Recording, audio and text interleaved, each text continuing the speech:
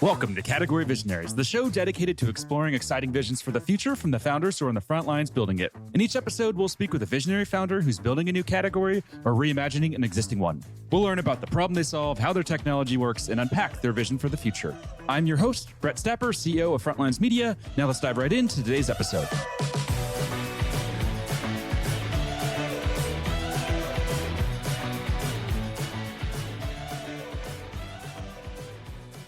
Hey everyone, and welcome back to Category Visionaries. Today we're speaking with Spencer Dusebout, CEO and founder of Aidium, a CRM platform for mortgage professionals that's raised $19 million in funding. Spencer, how are you? I'm doing great. Yeah, thanks for having me on, Brett. Not a problem. Super excited. Let's jump right in. What are you building today? We are building an end-to-end solution for really property tech, but focused particularly on mortgage. So, the minute that there's a lead, to the transaction phase, to kind of client retention, working with borrowers again and again. So that's the solution that we brought to market and are continuing to add additional data layers on that to make it more useful for our customer base.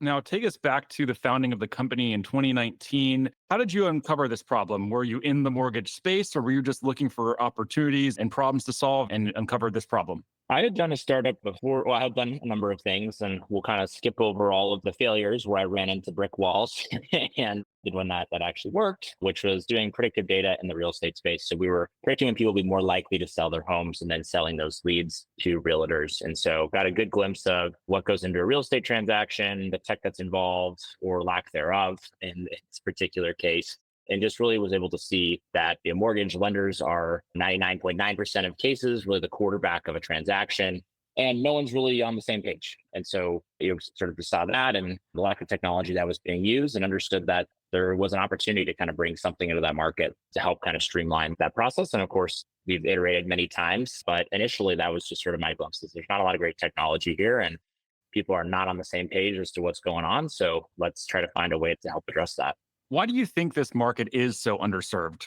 It's a few reasons. So I think the first reason is there's a lot of legacy software players that are extremely sticky, if you will. And in any industry with a lot of legacy software, it's hard to kind of figure out the right way to be disruptive in that and sort of strike a chord where people are willing to adopt something. And so I think there's that. I think there are significant barriers to entry sort of on the compliance side. And these are things that I kind of found out as we started building, but you're dealing with banks, a lot of sensitive information. And so it takes some serious resources to get integrated into these core systems that these banks have and to get through their compliance. And so I think there's some pretty significant barriers, but I also just think that people really haven't cracked the code on how they can kind of best get into the space and add value.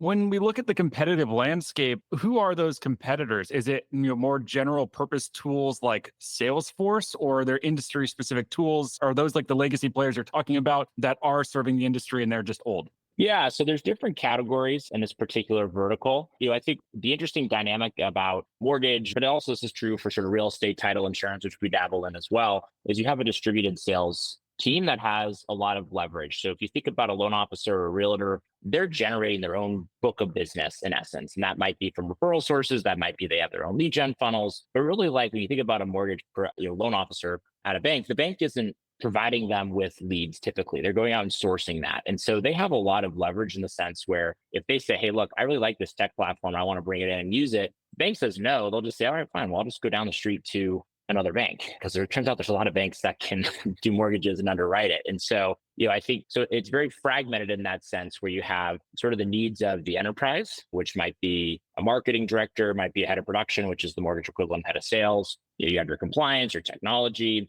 and then you have the loan officer. And within kind of that category, you have some loan officers that have been in the business a lot of years that use Excel and sticky notes. And then you have some that are more open to technology, and you have others that are kind of somewhere in between. And so there's a lot of different personas there. And there's different technology solutions that sort of serve all of the above. Like there's vertical specific solutions that address marketing, or others that maybe address the needs of the originator that is used to using Excel, or there are also, systems, and this is sort of where we started. I think we kind of tackled the hardest problem first when we went to market, is serving the needs of the top producer and really putting something in their hands that's integrated to all their core systems, is very flexible, customizable, and also easy to use, easy to adopt. And so, kind of looking at the competitive landscape, there are different players that kind of scratch the itch at different personas, but there's not really one that brings it all together. And that's us. As far as like the Salesforce kind of solution, I think we're sort of obviously we're startups. I hate to say like we're a case study about it, but like I think we definitely are an example of where our vertical is an example of something where Salesforce has been largely very, very ineffective in serving. And the reason for that is it's just extraordinarily expensive to integrate everything into Salesforce, integrate things on top of it to get kind of the marketing juice. And then it's just something, again, that your loan officers primarily don't use. And so we've worked with a number of companies that, let's say they've spent 20 million on a Salesforce build, nobody uses it. And we end up just coming in and replacing it in essence, obviously at a pennies on the dollar in terms of getting up and running and things like that. And so I know I threw a lot at you. So happy to double click on any of that. A lot of founders that I bring on when I talk with them, they talk about going out and creating a new category. It seems like strategically, though, you've decided to really just own mortgage CRM and double down on that space. Is that correct? Or is there a long-term vision to create something additional on top of CRM? Yeah, we're very focused on what we're doing right now and the audience that we're serving. But really, that core problem we're solving is that of the distributed sales team and really serving that enterprise customer. So if you have, obviously we can use the example of a bank, but again, as I kind of explain that the relationship that they have with like their loan officers, and this is the same with an insurance agency and those kind of writing the policies and real estate brokerages and the realtors. But again, really like the professionals at those particular companies can go elsewhere. They have a lot of flexibility because they're really generating their own business. And so as an enterprise, the question is, how can they have a technology stack that is sticky in providing value, both for recruiting additional talent, which all these industries do ad nauseum, and then also to retain them, and so one of the things that we've focused on is sort of the customization aspect. So people are in our platform at the enterprise level and customizing, well, it becomes more challenging for them to maybe want to leave and go somewhere else. And so for us, that's really the core problem we're trying to solve. And we're just, right now we're obviously more vertically specific because we're definitely an early stage startup, but over time could definitely see us expanding and solving that problem in adjacent verticals as well. This show is brought to you by Frontlines Media, a podcast production studio that helps B2B founders launch, manage, and grow their own podcast. Now, if you're a founder, you may be thinking, I don't have time to host a podcast. I've got a company to build. Well, that's exactly what we built our service to do. You show up and host, and we handle literally everything else. To set up a call to discuss launching your own podcast, visit frontlines.io/podcast. Now, back to today's episode. At a high level, what does the go-to-market strategy look like? Yeah, so this has evolved over time, as these things tend to do. So initially, we went to market really going after those, like I said, top producers. And so, think about a top producer. There's somebody, they do $50, $100 million and loan volume a year. I mean, they make millions of dollars. They're sophisticated and they have a team and, they're competitive. They want to build their business, leverage technology to grow their business and get more time back in their day. And so it's kind of an easy target to go after initially. In many cases, this particular persona was using 5 or 6 different software systems and trying to connect them all via Zapier to like basically do what our system does. And so we found a lot of momentum going after those particular people. And I think, in this industry, you can definitely get your name out there pretty quickly. People talk. It's a large industry, but people do talk, especially at that level. So we had some success with trade shows, doing things like podcast webinars in our particular vertical. Referrals was a huge source for our business. People would get on it and they would tell everybody within their coaching group, things like that. And so initially we didn't have a super concerted, I would say, go-to-market or outbound strategy. We were just with referrals and the product that we had built. It was really pretty self-serving from there. And I think kind of phase 2 was really as we landed these top producers, expanding within the logos that we were at. So let's say you had a bank that had 300 potential users for us and we had 10 on there, but that 10 was, those were some of the big hitters, that particular bank. And so really leveraging that to grow from 10 to 20 to 100 to maybe try and go all the way to the top and get the entire enterprise contract. So you could use the term land and expand, but that was a very concerted, intentional effort on our end. Like, okay, we've got some penetration of these logos. Let's grow that. That was phase 2. We still do that, but we have shifted more and more up market as sort of phase 3. And that's really just identifying our sweet spot, which we have some criteria for, and I'm happy to get into if you'd like, or if that's helpful. But it's more of a call it account-based marketing targeted approach. So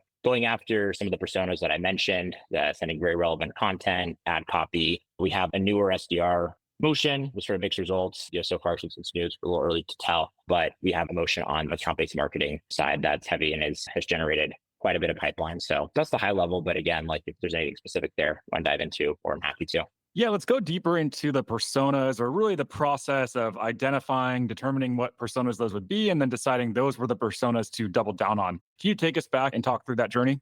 Yeah. So at the enterprise, there's kind of two ends to this. There is that we still do target those top producers. And this is, relatively straightforward data to get. Like we have the data of every loan officer and how many loans they do and all that. So we're able to see who the top producers are at particular logos. I think for us, we found our sweet spot is roughly, call it banks, independent mortgage bank brokerages that do 500 million to 2 billion in volume a year because the sales cycle is quick, typically have not invested in a Salesforce build or anything like that. And candidly, like they're looking for something like we provide. And so there's about 600 logos there that also align with our tech stacks. So we'll go about it. Like I said, we'll find the top producers and kind of go after them. So that's growing a database and sending curated content to them about how they can leverage technology, AI, things like that, sort of grow their business and case studies, all that fun stuff. And so that's on one end, and that would be more of that land and expand. But then on the enterprise side, the personas that we go after would be like a marketing director. So obviously curating content sort of more on the marketing side of things. And then there would be like a head of production, which is really just like a head of sales. And for them, like the data piece is really important. So we would kind of emphasize like our reporting suite, know your numbers, here's how you can help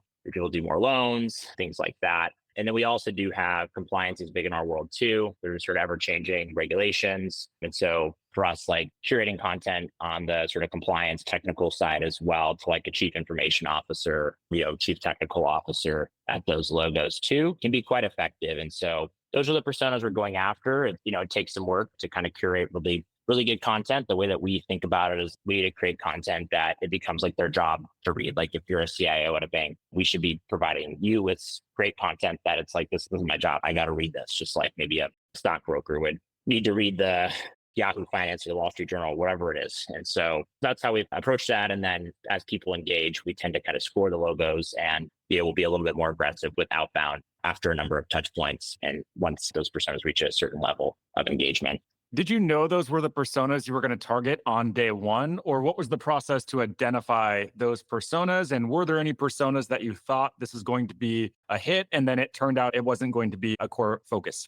Yeah. So it's been a moving target. And it also comes down to how do you get the sale, right? And I think that, and how do you get in the door? And so when you look at it, like the top producer can definitely throw their weight around, but they can't force the enterprise to sign something. The head of marketing usually has a lot on their plate and they're very reluctant to any form of change management, changing software, anything like that, at least in our vertical. But they're the easiest way into corporate because they're always identifying and looking at new tools. It's a big part of their job. And so for us initially, we've done a lot on the product to sort of make marketing our friend. But initially, like we would try to go around the head of marketing in a sense where we would try to get our strengths or maybe lead conversion and data integrity, like all that stuff. And so we would try to get the head of compliance, technology, production very much on our side, and then also get like maybe that top producer saying how great it is. And then we would almost try to use that as kind of like a tsunami where the marketing director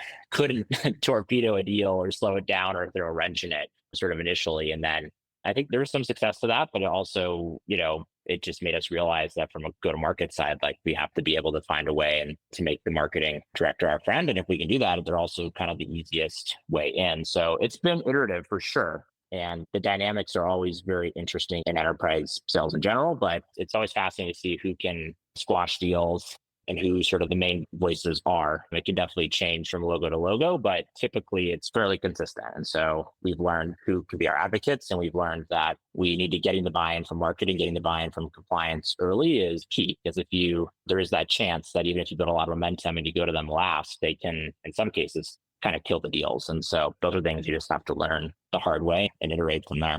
To date, what do you think's been the most important go-to-market decision you've made?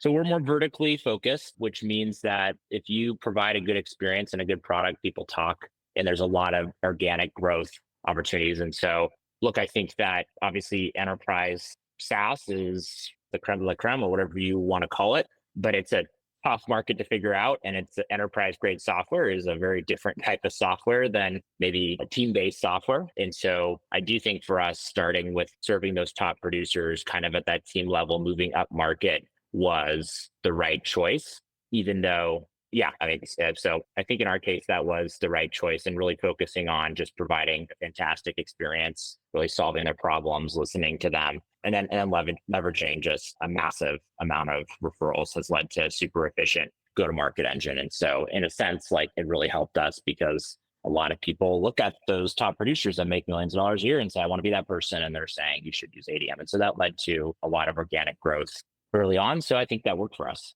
I think it maybe, yeah, even though we probably could have gotten to the enterprise level of software a little bit quicker, we'd focused on that initially. I think it would have taken a lot of money. And I think we certainly wouldn't be as far along as we are today from like a revenue growth and traction standpoint if we had gone that way from the get-go. This show is brought to you by the Global Talent Co., a marketing leader's best friend in these times of budget cuts and efficient growth. We help marketing leaders find, hire, vet, and manage amazing marketing talent for 50 to 70% less than their US and European counterparts. To book a free consultation, visit globaltalent.co. What about the impact of the acquisition that you've made? I understand, I believe it was in early 2020 that you acquired Whiteboard Technology. Talk to us about that acquisition. Yeah, it was in 22. I think, look, like the real estate market was obvious, especially in mortgage too, with all the refinances was super, super hot in 2020, 21. And there were a lot of platforms, but 22, 23, and still, it's definitely been a extremely like historically tough market. I talk to people all the time that say, I lived through 2008 and this has been harder in many ways, which I think is interesting, but just to kind of give you some insight into that. So there's a lot of companies that didn't have particularly sticky products that people were buying when they were flush and were kind of getting rid of. And so that there was definitely some opportunities for acquisition. I think what we really liked about Whiteboard and that acquisition is their customer base. They did have a number of really, I'd say they had some top producers on their platform that had influence and particular logos that were going after, but also they had some really great capabilities around automations and workflows that we were able to leverage and incorporate that sort of extended that offering that we had and got it for a reasonable price point as well. So yeah, it made sense from those different perspectives. What were the learnings from that acquisition? Anything come to mind? Yes, acquisitions are extremely challenging and all consuming. And you have to really be able to justify it in order to do it. Like I think I talked to number of friends or whatever others in my network that are early stage founders, just to use an example, let's say someone's at $1 million in ARR, it's the opportunity to acquire another company that's at $1 million ARR. It's like, I can double in size. And it's like, yeah, you can double in size, but you're basically putting a lot of your current initiatives on hold for a long time because then you got to integrate the product, you got to migrate people. If the company you're buying has good retention, that's great, except that they're going to hate migrating because they like their product, the product that they're on. If the company doesn't have great retention, then what's going to happen to that million ARR you just acquired? And so, the pros and cons are, I think, early stage, getting your product right, kind of finding that go-to-market fit, finding a motion that can work where you can scale is way more important, unless there's really something strategic on the technical side. But my sense of having kind of been up and close to that is when you have a great platform and you can acquire the businesses and kind of cross-sell, upsell your existing customer base, a lot of times those acquisitions can make quite a bit of sense. And even though it's really tempting, you got to make sure it's really, really worth it for the sake of revenue. I would say early on, it's probably not worth it. There's got to be another reason to want to do it. What about fundraising lessons? So as I mentioned there in the intro, you recently raised, I believe it was $19 million Series A. What have you learned about fundraising throughout this journey? Yeah, fundraising is, so I think a couple of things. One, you're going to have to talk to a lot of people. And I think a lot of newer founders and those of us that have been kind of in this game since like I graduated college in 2015, there's a lot of years where fundraising was fairly straightforward and could be pretty automatic at times. And so I think you see that and you assume it would be that way for you. And I don't think that is the case anymore, unless you're doing something AI related at the moment. And so be prepared to talk to 100, 200 different companies and give them your pitch and learn from what's resonating, what's working, and kind of double down on that. And so I think there's that component of just, you got to really grind it out until you start to see who's resonating, who's not.